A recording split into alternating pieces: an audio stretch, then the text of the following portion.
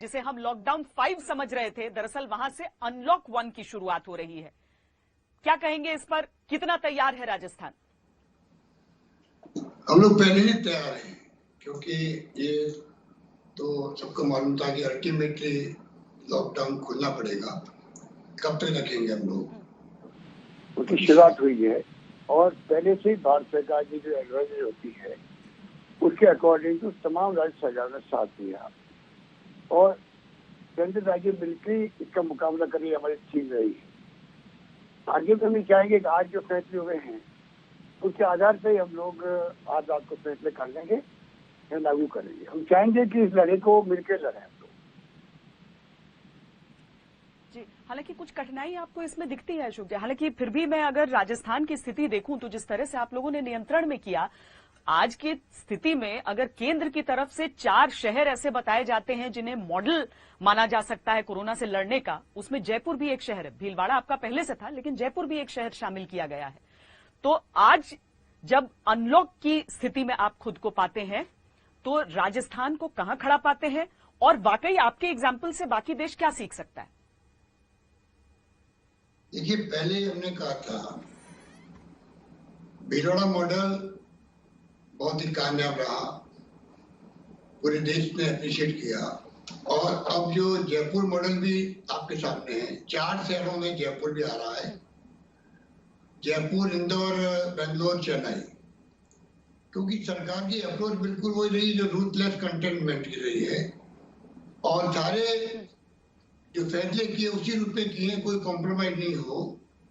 Curfew लगा, area curfew में रहे, सोशल डिस्टेंसिंग मेंटेन कर दी गई और साथ में हमने टेस्टिंग की जो कैपेसिटी थी, आज हमारी 14,000 कैपेसिटी पर डे हो गई है।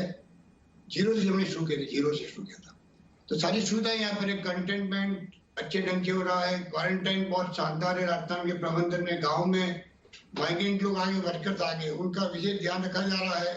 सब तरीके से हम लोगों ने राजस्थान में जो कदम उठाए उसका एक लाभ मिला हम लोग। और अब जो फैसला हो रहे हैं, मैं समझता हूँ कि उसके आधार पर हम लोग रात को बैठ के राजस्थान की स्थिति के बारे में, आपने ठीक कहा, हर राज्य की स्थिति अलग अलग होती है। राज्यों में अलग अलग रीजन होते हैं, उनकी स्थिति अलग होती है, जिलों की स्थिति अलग होती है। उस ढंग से हम फैसला करेंगे जिससे कि राजस्थान में हम कोविड-19 की जंग को जीतने में कामयाब हो सके।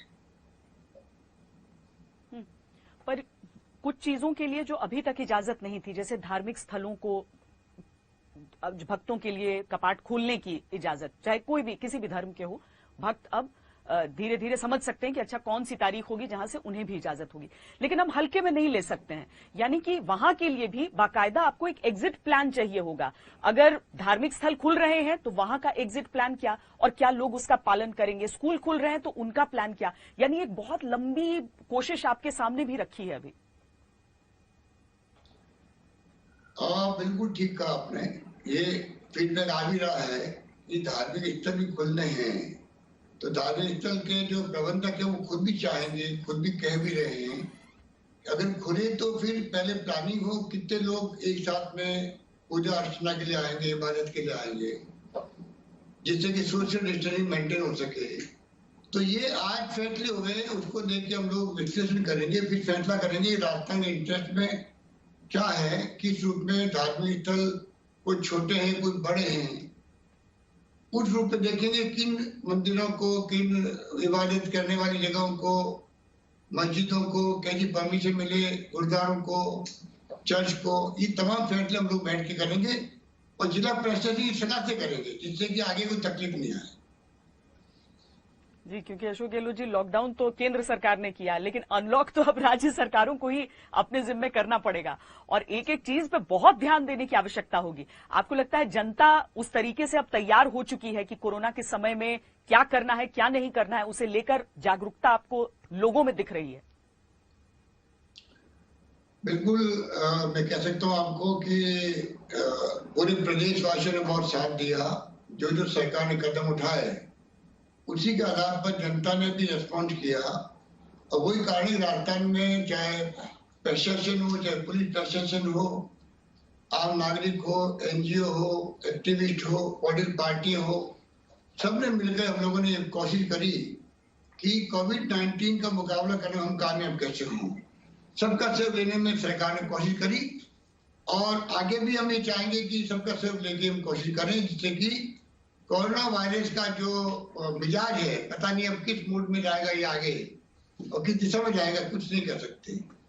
अलग अलग एक्सपर्ट की राय आ रही है, कोई कहते बहुत जल्दी खत्म होगा, कोई कहता नहीं बहुत बड़े रूप में आएगा सामने जुलाई अगस्त के अंदर।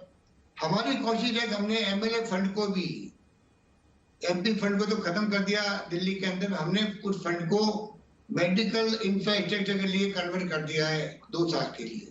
तो शानदार तरीके से गांव तक में PHC, sub centre, CHC, district hospital सब में हम लोग लैब बना रहे हैं, हर डिस्ट्रिक्ट के अंदर लैब बना रहे हैं, हर जगह इंफ्रास्ट्रक्चर मजबूत करें, जिससे कि आने वाले कैसा भी समय होगा उसका मुकाबला करने में हमें कोई तकलीफ नहीं आए। ये हमने व्यवस्था करने का तय कर रखा है।